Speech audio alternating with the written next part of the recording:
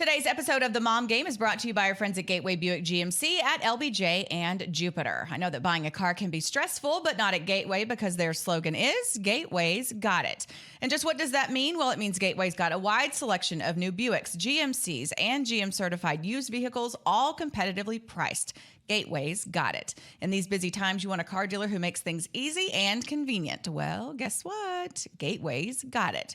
When you log on to gatewaybuickgmc.com, look for the Shop, Click, Drive button. This allows you to shop from the comfort of your home, and who doesn't want that? In fact, it's as easy as 1, 2, 3. 1, select your vehicle. 2, create your offer.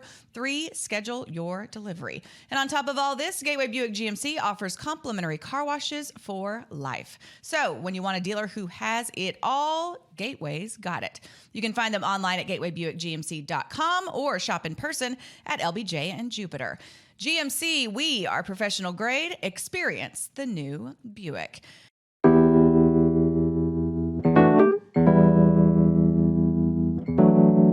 Welcome into episode 106 of The Mom Game. I'm Emily Jones. She is Julie Dobbs, and we're solo all show long. How about that? It's just me. You never know what's going to happen on these shows. Me and you. Yep, we got a glass of wine. Cheers. Cheers. It's the two of us. Yeah, it's time to catch up. Time to catch up. Yeah. So, wow. Where should we start? The big news for you is that now you can kind of get your life under control. I can. Let's talk about that in a minute. I want to talk, first of all, about a big day in the Dobbs-Forbes household. Yeah. As Kelly coached his 1,000th NHL game, all with the Dallas Stars. Pretty effing impressive. All with the Dallas Stars. And by the way, we'll be a guest on the Mom Game next week. Yes. Along with my hot, sexy husband, Mike. Yeah. Yeah. Yeah, it was so funny how it all kind of unfolded because it's not like anyone, like we were keeping count. Right. You didn't have one of those like calendars or like did you ever do that where I guess it would be the wrong way though. You're adding instead of subtracting. Forget I was talking. Just please continue with your story. I'll forget you were talking. All righty. But no, we obviously know how long he's been with the team, and it's been a long time, but his assistant, Matt, who is awesome, is actually the one that alerted Kelly to it and then alerted the whole team and told everybody because Matt wanted it to like be a big deal for him, which is sweet. awesome. Yeah. But I guess Matt and Kelly were just having a conversation because Kelly and Jamie Benn started around the same time.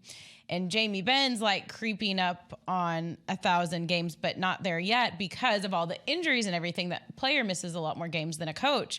But when they started realizing that Jamie was close, Matt and Kelly were kind of like, wow, you've got to be close. And so then they started doing all the math and realized. So it was like last week that Matt was like, dude, your 1,000th game is Tuesday against Edmonton, like next week. So this all came together like in a week. That's really cool. I don't know that there's. Maybe there would have been someone within the organization that was also keeping track that would have let them know. But yeah, I just got a text like last week from Kelly that was like, hey, I figure I should probably tell you this. We're going to have my 1,000th game next Tuesday, blah, blah. I was like, what? Oh my gosh. Cause I had not even, 1,000 is so many games. Like that's so much. That's so much of his life and our life that he just like keeps going through the schedule like clockwork, you know? So it was really cool how the team recognized him. They did, a lot. Like they made a graphic for him on social media. And they had, I wanted to make sure to bring the kids, even though I didn't know what would be going on exactly. But we found out it was going to be like the first TV timeout. So I was personally grateful that I didn't have to rush to get them there early because it's hard enough for us to get there on time. But yeah, during the first TV timeout last night, he went up on the bench, which he's not normally on the bench. He's down in his little room. So he went up on the bench during the game. So he was like, it was kind of stressful because I'm like working, but they wanted me to go up to the bench.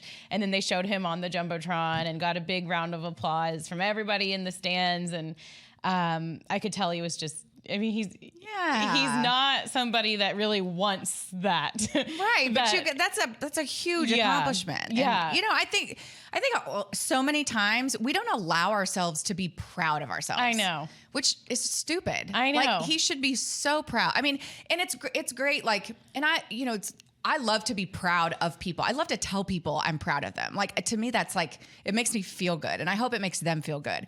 But I think we kind of hesitate or shy away from being like, you know what, I'm really fucking proud of myself for doing this. So true. I'm really proud of myself. Yeah. And because I feel like sometimes we think it's like braggy or whatever, but it's not. It's like, if you're proud of yourself, that's a great effing thing. And why would we put so much energy into telling other people how we feel about them, but not ourselves? That's a good point, Em. What are you proud of yourself about today? I mean, I have some positive affirmations up in here. Oh my gosh. I'm proud that I waited till 11:30 to have a glass of wine. I don't know. I mean, I don't know. I'm not that I'm proud of myself every day, but like, every day that I keep going, you know, every day that I make it through, and I'm still married, I still got a couple kids. They're it's still like, there. Wow, everybody's doing great. I'm slaying this. So I think my level of pride, like what it takes for me to feel, and I don't even want to call it pride or proud, but like gratified, like, or, you know, grateful, which is probably the same thing, but whatever. It's changed so much to where I think so early on in my life, I was so career driven, where that was the ultimate, you know, and I was not going to rest until I did this, and this. And then life happens, and, you know, you get married and you have kids. And then that stuff that seemed so important, and that you had to do these things in order to be fulfilled or be grateful or truly be, you know, in a good place where you're good with yourself, that all changes. And to me, it's like, you know, you kind of figure out, you get in that sweet spot. And so anyway, that's a really long way of me saying it. Good for Kelly. And And I love that he got, especially with someone like that, who it's not like he's in the spotlight. Like you said, he's not on the bench every day. He's not playing, but he contributes significantly to that team. Yeah. And it's not just about watching replays. I mean, please, he does way more than that. And so for the team to recognize him as, thank you for what you've done, and you are an integral part of this team, and we value you and we appreciate you. That's got to be really cool for you as his family and for him personally. Yeah, really. It was really cool. And then they won. It was a great game.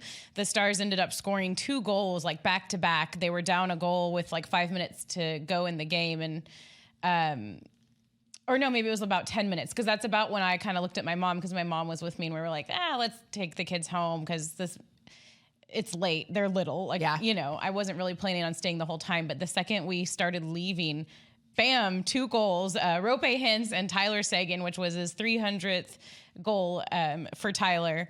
So the Stars were able to mount a quick comeback and then not even have to go to overtime. They finished it in regulation. So that made it a lot better, because as we all know in sports, you can have like a really cool moment or night and it's all kind of for naught if you lose. Because then it's like, I mean, say that someone scores 2 goals in a game and it's a wonderful game for them, and then the team loses. They don't want to answer questions about their goals. Right. The team didn't win. That's all that matters. And I feel like Kelly would have been the same way. So I was really glad.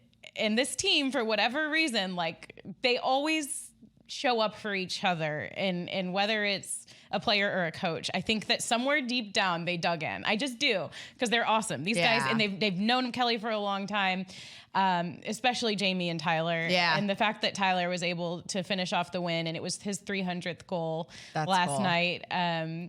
So do they do like game balls, game pucks, game sticks? Yeah, they'll give him the puck. Okay. I think he got the puck for his 300th goal.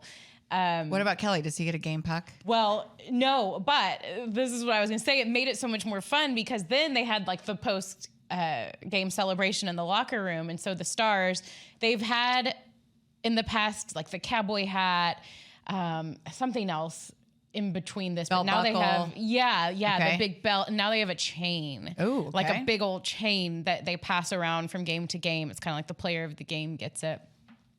And they gave it to Kelly last night. Kelly got the chain. So they're all in there after the game, you know, so much tea, high tea. So much tea.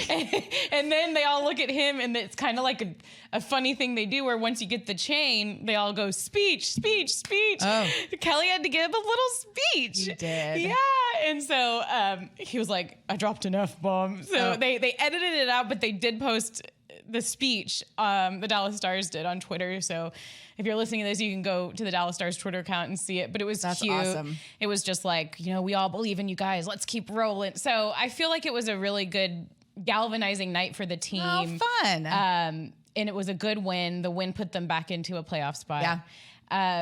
So now they're leaving for one game and then they're back and then they're gone for a week. So it's going to be a race to the finish line. But I was glad that they made it a big deal for him because it is a big deal. That's a really cool thing. Yeah. Did he come in to the house like shirtless with just the chain on? No. I wish he got to keep it. That would have been awesome. That'd be fun. Yeah. I don't know where it lives in between games. It must have a secret locker. There has to be a safe place. A safe place for the chain. Yeah. But, awesome job, Kelly Forbes. We're proud of you. Yeah. Future Mom Game guest. Very near future Mom Game guest. And super excited that you and your fam got to be there. That's fun. Yeah. It's neat for the kids to be there. Yeah. That's really, really cool. Fun. All right, let's get to Sports Squirts. And Sports Squirts this week is brought to us by Baird. Yes. Emily, do you worry about your retirement? How expensive it's going to be and how you might get prepared for it? Yeah, we need to get repaired for retirement. Get repaired for a lot. Exactly. Yeah, it is. It's scary. It's, I feel like especially, just to stereotype a little bit, we as women don't take as active a role in that as we should. And 60% of women don't expect their money will last their entire lifetime. 62% are worried that they won't be able to maintain their current lifestyle in retirement. Those are big issues.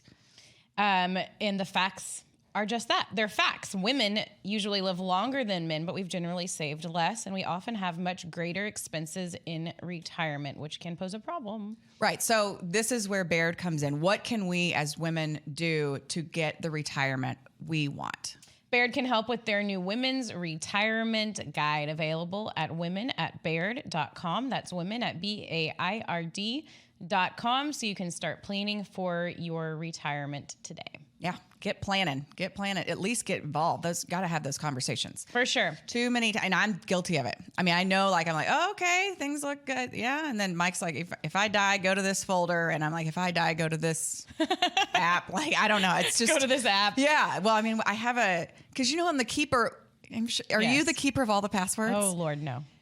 I mean, it's like a full-time job being the keeper of the passwords. Especially because your kids are getting into password phase of life? Well, and it's not even there. It's like, I just had to set up a new account for PAX Sports because Henry's playing in a tournament this weekend.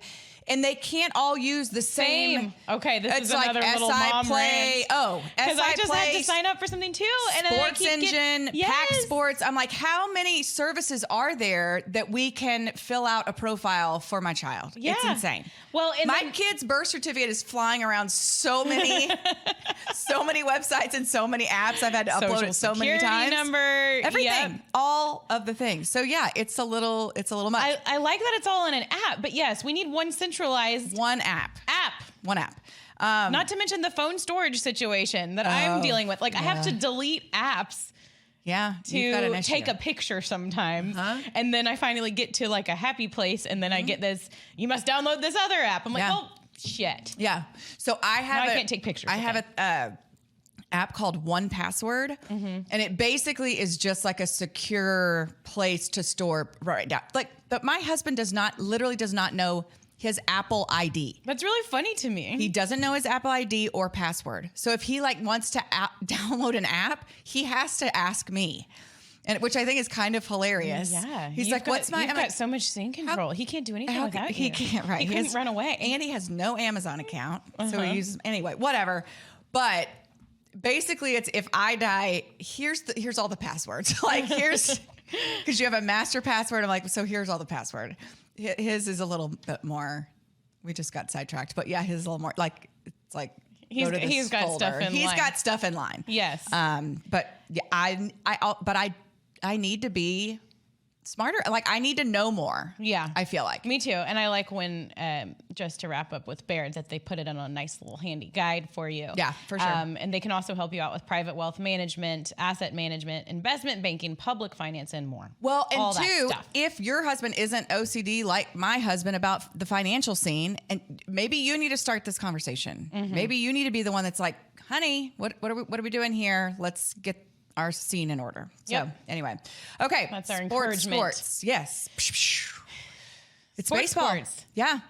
So Emily, last time it. we talked, like you didn't have official word yet that it was going to be happening. We were hoping it was going to be. So no, I feel like we've talked once since then. Maybe. But now I have my schedule. Now I know what's going on. I know what the next 6 months of my life look like. And so it's super, super exciting. I'm really excited. I'm ready to go. I will leave next week for Arizona. I will be in Arizona until the end of spring training, and then we'll fly directly to Toronto with the team. And so I'll be there for the opening series and then come home for opening day. Okay. So it ends up being like almost 2 weeks, which to go from 2 years of no travel to right into the fire of not only are you traveling, but you're going to be gone for 2 weeks. I don't know. I mean, it'll be fine. Henry's going with me to spring training in the beginning, and then I'll send him home.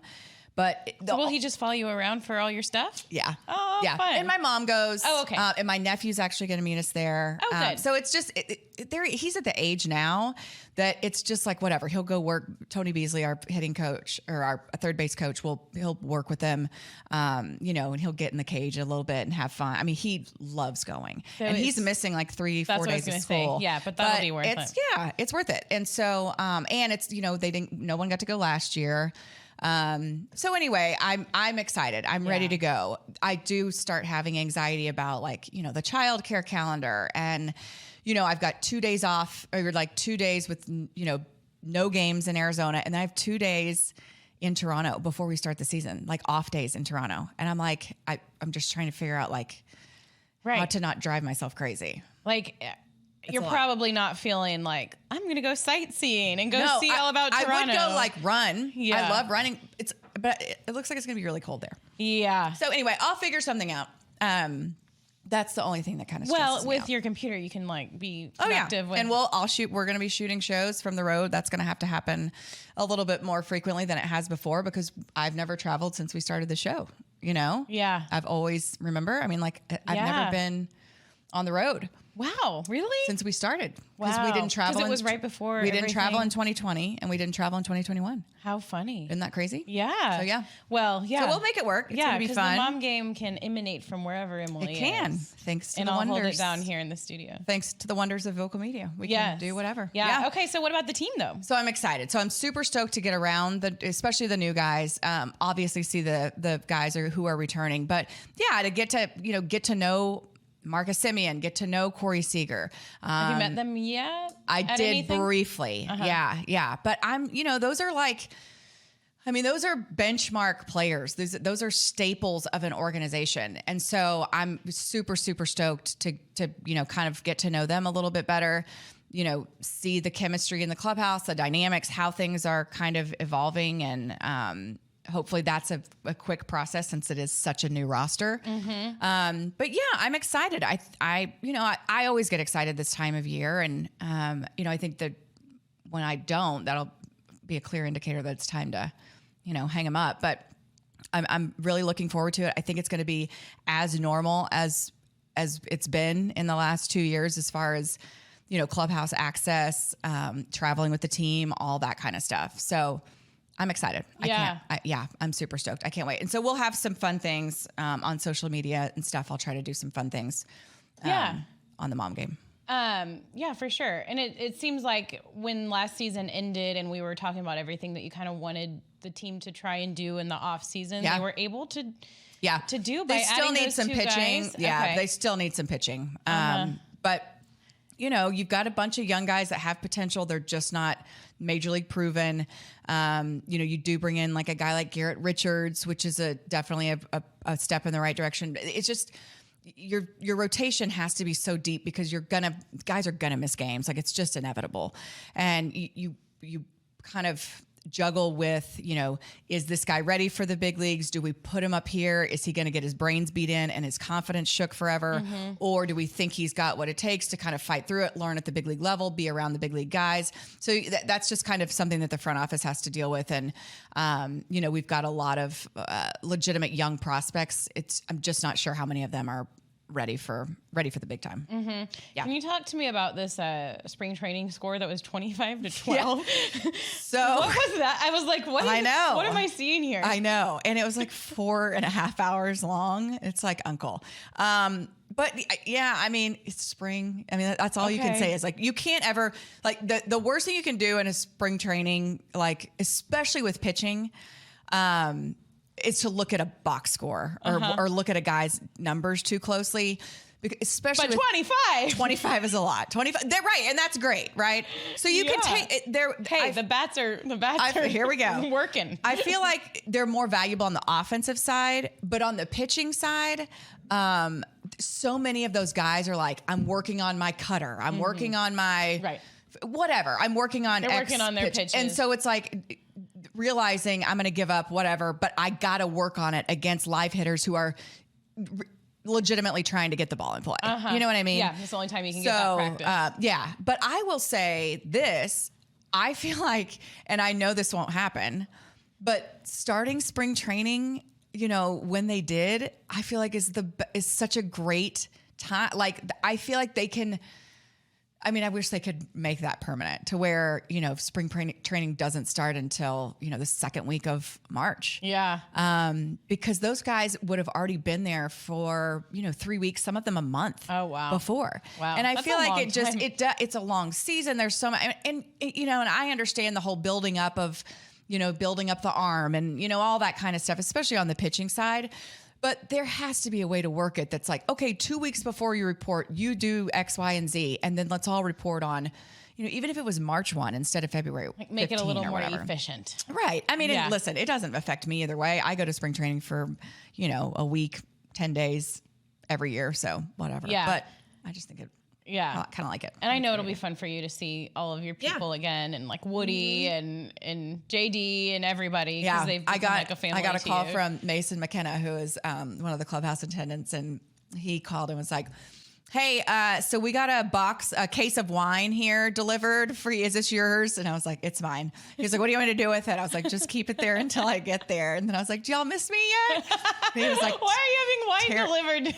I can't travel for 2 weeks without having wine. Oh, you had it delivered to the clubhouse for them to bring? No, I need to work through this. What? I had it sent to our spring training facility in Arizona. Oh, my wine. So I got delivered like, here's some Rawlings gloves and a case of Scout and Cellar wine. You're kidding me. No. Okay. You have to plan ahead for this stuff. I can't drink dirty wine for 2 weeks. No, that's not okay. That's amazing. Yes. Okay. So I'm like, a case of wine, I'm gone for 12 days. Ooh, I got to be really efficient here. And then you got the Rangers stash, schlepping it around. No, but I did say, like, whoever, take a bottle if you want. I mean, not just one, just one bottle. Just one. But yeah, okay. No. I love you more each day, Emily. Oh, that was like the first thing I did once I got my dates. I was like, okay, where's the wine? Gotta have my Scout and Cellar. Yeah. Well, that does make sense because that's your specific wine that you love, and you can't go buy it there. It is. No, you can't. She's not as high maintenance as she seems, everybody. I'm not. I promise I'm not. She's not. Okay, what are we talking about next? What's on your feed? Yeah, what's on your feed? Brought to you by Bottle Rover. Bottle Rover are good buddies here on the show. You might have seen Corey on our show a couple of weeks ago, and we're also running a contest with Bottle Rover for some Stars tickets that I think is about to wrap up. So if you haven't entered yet, go check out our social media and find that. Bottle Rover is an alcohol delivery platform. You could have had Bottle Rover bring your stuff to Arizona for you. That might not have been free delivery like normal, though. I cannot imagine that would It's normally free delivery on any order over $50. Bottle Rover is great because they shop the nearby local liquor stores. They're supporting local. You can search and browse your favorite beer, wine, or spirits from any mobile device anywhere. And then they are delivered to your door. You can schedule your orders for pickup or delivery. If you know you're going to need something in the next day or two, you can schedule it out that way. They're a Dallas-based company, but they do have nationwide coverage. So even if you're not in the DFW area, you can still look them up and see if they can help you find a store near you. how to use Bottle Rover. Emily, go to bottlerover.com or just download the app like we're talking about. That's one of the apps that deserves the real estate and the storage on your phone. It does. Some of them don't. That one does. Search for your favorite beer, wine, or spirits from hundreds of local stores. Shop their live inventory. Schedule your order for pickup or delivery. Pour a glass and say cheers to Bottle Rover. So, crazy weather where we are in the DF Dub. We were actually over our feed. We were all over the feed. We were actually together for this because pull the curtain back. We taped the husbands in advance. It'll air next week, but we were all together and we had some reservations about the weather. You know, Mike and I driving over from Fort Worth. You guys aren't exactly right around the corner. Yeah. And so we kind of talked earlier in the day, like, should we try it? I'm like, let's just try it. And we get here and the weather's fine. It's overcast. Get done shooting. Everything's fine. Should we go to dinner? Yeah, great. Well, I'm so glad we did this. So glad we didn't cancel. So we're eating dinner. And then all of a sudden it's like everyone's phone starts going off in the restaurant. And I'm like, oh, Amber alert. This happens all the time. And I'm like, oh shit, there's a tornado warning where we are. And so warning, which means confirmed it's been tornado. Spotted. Yeah. And so, so we were like, what should we do? You were going east. I was going west. The storm was coming from the west. We had a long way. Yeah. We were covering a lot of ground. And then you and Kelly, Ryder was at an Olive Garden with a nanny of some sort. It was not a good. I didn't feel good about my parenting that night. Yeah. So let's just say. Yeah. That. Anyway, so Kelly's basically like, if we're going to go, we got to go now. So y'all go. And then I tell Mike, the storm's coming toward us. So if we're going, let's say 40, 50 miles an hour. We are literally both trying to drive a tornado. And the storm is moving this way. That means we're only going to be in the storm for like 15 minutes. Because think about that. It's coming this way going fast. We're going this way going fast. This is going to last for like 5 minutes. How did Mike feel about that? It was like, well, no, he was ready to. He's like, all right, let's go. Let's do this. And so I was going to drive and he's like, I'll go ahead and drive, which I'm glad because whatever. Because you didn't have to. Because I didn't have to. And then, but it was about 25 minutes of pretty gnarly weather. So was ours. Yeah. So I figured that was the case because y'all are going, but it's also moving in your same direction. So it's hard for you to outrun it because we were trying to outrun it. And then it's not like we were just going home because I had my kids in 2 different places. I didn't want to have one person watch both of them. Right. I was trying to keep it separate. And then, yes, Ryder ended up at the Olive Garden in Mesquite with our nanny because she had plans with her husband. She's like, I'll bring him. And she's got a daughter that's his age and they're good friends and they're like family. We love them. So I was like, yeah, y'all go ahead. So then Kelly and I are trying to make it to Olive Garden, Mesquite, and a lot of rain. That was like real high rain. Yeah. But we got him and we're all drenched. And then we went and got Anna and it ended up being okay. But there was a tornado and there were some crazy videos out there. Crazy videos. So that's where we get to what's on my feed. Yes. What's on your feed is that crazy ass video of the red truck literally driving through a tornado. It like gets knocked on its side, does a couple of spins, and then gets knocked back up on the wheels and keeps driving. They're so lucky. So lucky. Yeah. Like I want to find that person. I'm sure that person's been found. I've heard that he was like 16. That can't be true. Oh, really? You hear so much shit. Yeah. No, but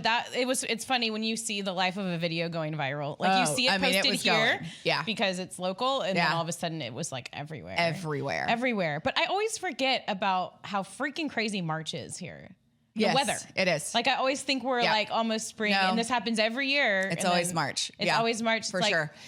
My mom reminded us. Isn't that what they say? In like a lion, out like a lamb. That's exactly right. That's what I was about to say. In like a lion, out like a lamb. So I feel like we're so I'm ready for the lamb. Ready for the lamb. We're almost on the way out, March. I'm done with wind. Like I'm over the wind is insane. And I shouldn't. Who am I? Like tennis. I'm from fucking West Texas. Like I'm from Plainview and Lubbock. Like those are like the windiest places on the planet. And I'm like I've become so soft with Dallas that I'm like it's 15 miles an hour? It's just bad. So windy. You should hear all the tennis ladies talking about the wind. Oh, tennis ladies, we win. The wind is always going to win. Just a tennis we ladies need a whole episode. tennis show. Oh, man. Tennis ladies episode. There's a lot there. Okay. So what's on your feed was the red truck. Yes. I want to get that guy on the show. Oh, that's what I was going to say. I feel like my favorite thing though is like the comments on stuff like that, on viral videos like that. There was somebody that was like, "Oh, check out the new commercial for the Hemi. Remember the Hemi? It's like a type of like souped up truck. Oh, like get a Hemi or whatever. Like it's supposed to be like real tough. Right. Hey, that's a good commercial. You're so truck. You're so tough if you drive a Hemi, you know? You can handle a and tornado. so somebody was like, oh, can't wait till, I don't know, was it a Chevy or whatever? I don't know. But they were like, they should Seriously. make it a commercial and be like, nothing withstand, or I don't know. I'm not a very good commercial writer. I see what you're trying to say. Nothing. The Hemi can withstand anything, or nothing beats a Hemi power. I don't know. I don't know what's happening. Should I start writing commercials? Sure. Do I need to reach out to the Hemi people? Well, you could offer. Who fucking you could makes offer, the Hemi? Who is it? A Chevy Hemi? I don't know what a Hemi is. A Hemi. You haven't heard of a Hemi? Like a Hemi truck. Look it up. Okay, don't yell. Look. Stop saying I'm yelling when I'm really not yelling. That's just my normal voice. I know. Hemi. How do I spell Hemi? Oh, Hemi. And now I'm not even seeing it. Hemi truck. Hemi. It's a Hemi. It's a truck. It's a Hemi truck engine. H-E-M-I. Okay. H-E-M-I. That It's a looks Dodge. Like, It's a Dodge Hemi. That looks like the truck that was in the video. Dodge Hemi. Yeah. I don't even know if it was. But listen, you can get a complete Dodge Ram Hemi engine for $1,500 on eBay. There you go. Just in case. All right. So anyway. My brother used to have the most souped up red truck in high school. Really? My first car was a truck. He was souped up truck guy. I wasn't. I was Chevy Silverado two-tone Chevy Silverado. Was my first truck. You drove a truck. It was my first. It was a hand-me-down from my dad's. Yeah. Nice. Yeah. I've always kind of wanted to drive a truck. It was really cool. I think I would. It really was. I mean, especially in a small town like that. Put some shit in the back. Oh, everybody needs a friend with a truck. I know. Everyone. Then you get called a lot. Mike has a truck. Help people with their moves. Yes, for sure. Okay. TMG News Desk. Brought to you by MSU Flower Mound. Our friends at MSU Flower Mound, that is Midwestern State University in Flower Mound. They're here to help you complete that bachelor's degree that you never finished. Or perhaps you're at a local community college and you're looking to transfer. Their programs are designed to help you advance your career, which is something that I feel like we will never really stop trying to do. So they're here to help. Their degree programs are offered completely online, so it's easy for you. You can do it at home. You can do it while the kids are sleeping. You can do it while the kids are at school.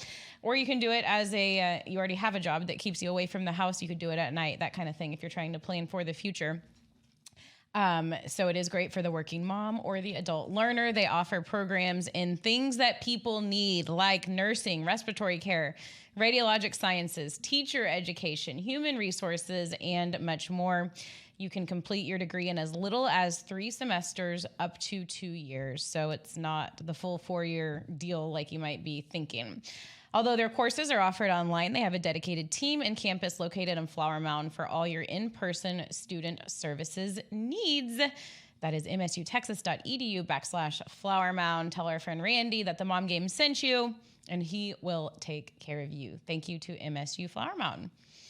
So the news desk for me today is kind of sportsy. It's an article that I saw making the rounds, and I feel like it almost became one of the top stories in sports in the last couple of days, and it caught me off guard. So we're speaking of tennis, which is something that I love to follow.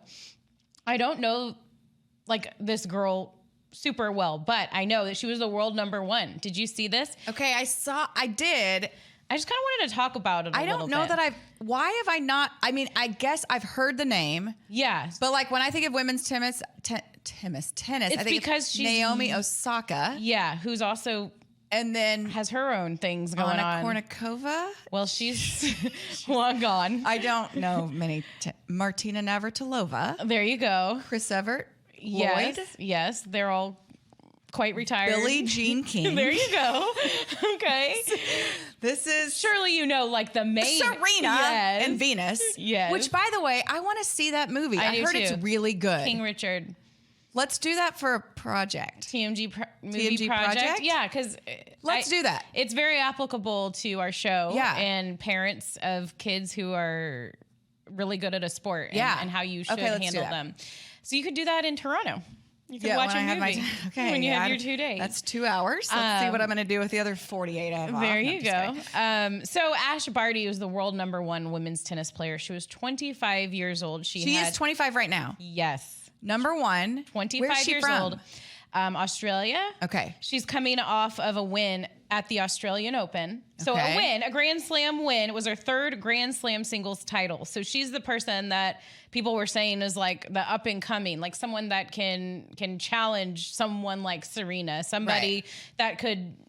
Serena's still winning shit, isn't she? Yeah, I mean, she's fighting a lot of different injuries and whatnot. But yeah, I mean, when she plays, babies and when stuff, she plays, hell yeah, she's the one that anybody has to go through if you want to win a Grand Slam. So Ash Barty is somebody that a lot of people were excited about, and she's done a lot in her career. She's won 3 Grand Slam titles already, but she just suddenly and shockingly announced her retirement at age 25. So I just feel like you're seeing that a lot more. We talked about the one football player who said, you know what? I've played football. I forget who it was, but then he went. Oh, yes. He went on to, he wanted to be a content creator at like age 27. He left the NFL. He's like, I've made a lot of money. Right. I've done what I set out to do personally, and now I want to go do other things. It's like this new wave of athletes. I feel like we're seeing a lot more of this, but she was just 25 years old, and she just said, I'm so happy and I'm so ready. She says, I've accomplished a lot, and this is going to make me happier. Well, and I feel like it's one thing for, the football guy. I don't feel like it's not like he was like Peyton Manning or Tom Brady. So for this chick, like you're talking about, you're at the top of your game. Mm-hmm. Not just you're at the top of your game, you're at the top of your game and you're 25. Mm-hmm. To walk away from that, it's like, well, and it's like good for her. Like if you feel like that's the best thing for you and your family and all that kind of stuff, that's, obviously your prerogative, and you are, I know you're the boss of your own self. Like you do whatever you want. You get to call the shots. And she had just gotten engaged to trainee golf professional. I don't know what trainee golf professional means. They're some sort of golf professional. Gary Kissick. They've been dating since 2016. So some people are saying she wants to have babies, and that like just brings up the whole thing too of like just how much harder it is to be a female athlete when you're having babies. Like we know what that shit does to your body and your mentals, because once you have the baby, it's not like, okay, I got my body back. Now I'm just back to my old self. It's like, no, you've got all this other shit to worry about. Yeah. You can't even go to dinner with a friend without a tornado and kids ending up at the Olive Garden. Yeah. Like, so life changes once you have your kids. Yeah. So there's some people saying that's maybe it. But I just thought that was interesting because I feel like we are generally seeing a little bit more of that than we ever had. Yeah. Okay. One other thing I want to bring up, super, super controversial. Oh, yeah. And I, again, I live in my sports bubble. Like I don't really pay attention to the news a ton. But this whole swimmer. Yeah. Oh, yeah. You want to go there, eh? I mean, well, first of all, sorry, before we get to the swimmer, let's talk. Phil Mickelson, no Masters. Yeah. Did you see that? He's not playing. And he's been like totally silent, lost all his sponsors after the Saudi Arabia comments. Like wheels off. Like I get it that he stepped in it, right? Yeah. But we're really going to be like. So what, he's pulling out of the Masters doesn't want him. He's Which one he's happened? gone dark. Wow. I mean, so you don't know. He was legit. I mean, he went from being one of the most likable, beloved humans on the planet. Yes, and now people are like, stay away. We can't have you. We can't have you as a spokesperson. He's being shunned by other golfers. Oh, it's the world. And listen, I get it. But oh my gosh, if I think of the dumb shit I've said in a and granted, I don't feel like any of it's ever been like, soul crushing or, reputation damaging or, you know what I mean? Like I'm not disparaging other people or whatever, but I don't know. I just feel like with a guy who worked for the last 2 decades to build this reputation and to be this like a wonderful ambassador for the game of golf. He's great. Right. And everybody loved him. And then, he popped off and maybe he got a little greedy and was like, fuck it, I got to go make some more money. I'm going to look at this thing. And then, they're effed up, but I'm still going to, whatever. I mean, do I agree with what he said? Absolutely not. Do I think that there's some issues there? For sure. But like, is he just going to fall off the face of the earth now? Apparently. I mean, because the sponsors dropped him. Now he's not playing in the Masters for the first time in 800. Yes. Out the window. I mean, it's just like, I don't know. It's crazy. And like, when I talk to our minor league players or when I talk to, athletes or whatever, I mean, I tell them all the time, like, you've got to be so effing careful now. And not even just athletes, but people in general. I'll bring up this story. My niece, who is a freshman at Tech and who is a lovely child, does not give her parents any problems. She is a good kid. So I'm getting on Venmo to pay we're going to New York, whatever, pay her for tickets, blah, blah. So I pay, and on my feed, I see my niece has paid so-and-so, and then it's like, $20, and it's in the thing, it says drugs. I know she's not buying drugs from this guy. Did and you I reach know, out to her? and so I just said, I screenshot it, I circled it, I'm like, honey. I love when you circle things, by the way. Thank you. So I'm like, honey, not stalking you, but this came up on my feed. You need to make your shit private. Like, I know. She was like, Aunt Emily, it was a joke. I'm like, honey, of course it's a joke. I mean, even if you were doing drugs, I'm pretty sure you're not going to write it in the comments section of your Venmo transactions. Yeah. Get it? But I'm just saying, like, you just, like, little things like that, just be careful, right? Yeah. And so, you're so heightened to it. And then when something like this happens with Phil Mickelson, which was definitely on, this wasn't a Venmo transaction comment. This is definitely on the other end of the spectrum where it is a serious thing. But it does seem crazy to me that we're just going to be like, later, Phil, thanks for all the memories and done with you. It's wild. Yeah. I don't know. It's just. And then I wonder. And you wonder too, it's like, give it, 4 to 6 months, and then does he resurface? But he's on the top of the edge of his career anyway. Right. He's on the downhill side for sure. Yes. So I don't know. I mean, it's crazy. It is crazy. It's like you really feel like you can't say anything. I know. Yeah. I mean, and listen, I'm not saying that everyone should be able to say everything and it's fine, but man, I mean, we're going way far. Because you almost become, if you're not one of the people that jumps on to pile on somebody, then people will start to judge you too. So I think it's just the safe thing is to jump on top of somebody that said something. Yeah. It's like, oh yeah, we are all standing this together, even though you might not even know why you feel that way or if you really feel that way. Okay, and then before we go, I do want to talk about it because we brought it up. Yeah. The swimmer. Mm-hmm. I don't, again, live in a bubble, don't watch the news. So the stuff that I've gotten is strictly from articles on Twitter, social media, whatever. Mm-hmm. So with that being said, Leah it does Thomas. seem, we could open a whole can of worms here. I don't feel like someone who competed in a men's sport 2 or 3 years prior should be allowed to compete in a women's sport. I agree. 3 years later. I 100% agree. Yeah. It doesn't seem fair. It doesn't mean that I don't think that. I think that you can people are entitled to do that and to have that and feel that way. I just think that it's.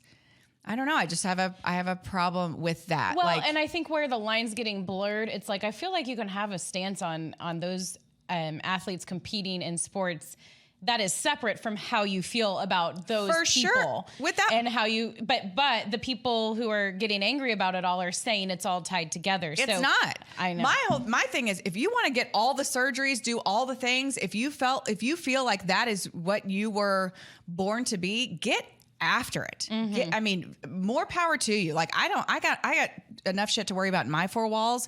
What you do in yours is fine. Mm-hmm. Nor do I think that what's her name, Leah Thomas, that she did all this so she could dominate in swimming. I don't think she did that. I don't think that was her goal. I don't think she's like, oh, what you know what I'll do? I'll just transition to a woman and go through all these surgeries and painful hormones, all this stuff. Yeah. Just so I can be dominant in women's swimming. I don't think that at all.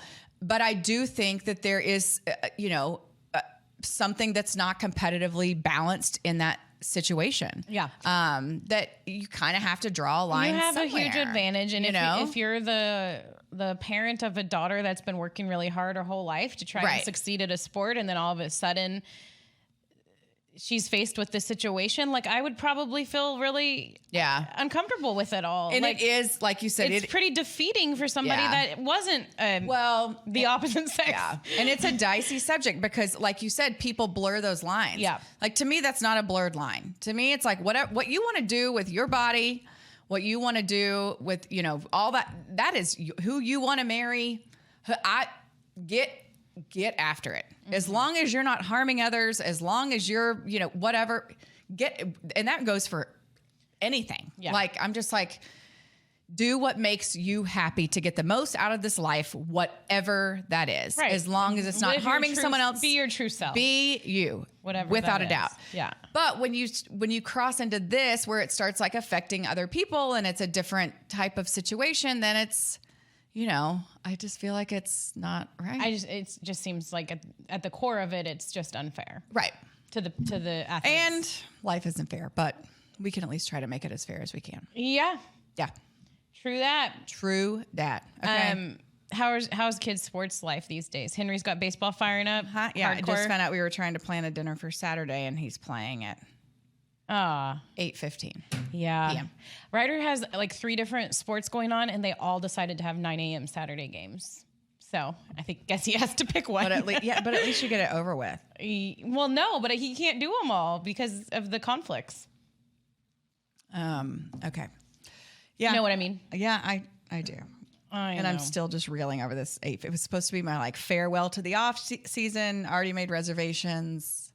All that stuff. Well, 8:15. 8:15 game. I mean, that's brutal. That's late. I'm pissed. The game times and everything are just getting a little bit out of control. Yeah. Well, good luck. I hope you do need to say farewell to the off season one way or another. I'm going to the first game. I'm not going to the second game. Yeah. Period. End of story. There you go. Problem solved. Check back with me later and see if that actually happens. Problem solved. Okay. All right. Time to go. It's right. Yeah. Okay. Yeah. Cheers. So we still have wine left. This is a huge thing. Yeah. Emily's. Yeah. We'll see you next time with the husbands, and then I'll get on the road. That's right. It'll be fun. Yeah. Okay. I know. I feel like we'll have some Rangers Road talk, and people can write in their behind the scenes questions they want to know. Like your wine story was my favorite part of today's show. Thank you. You're welcome. Cheers for that. Cheers. Cheers, everybody. Oh wait, let me fix my hair. Got to fix your hair for the sign I off. hate this. Not that we ever use these in anything, but it's like, look at. You're fine. You're beautiful. All right. Love you. All right. Mom game out. Mom game out.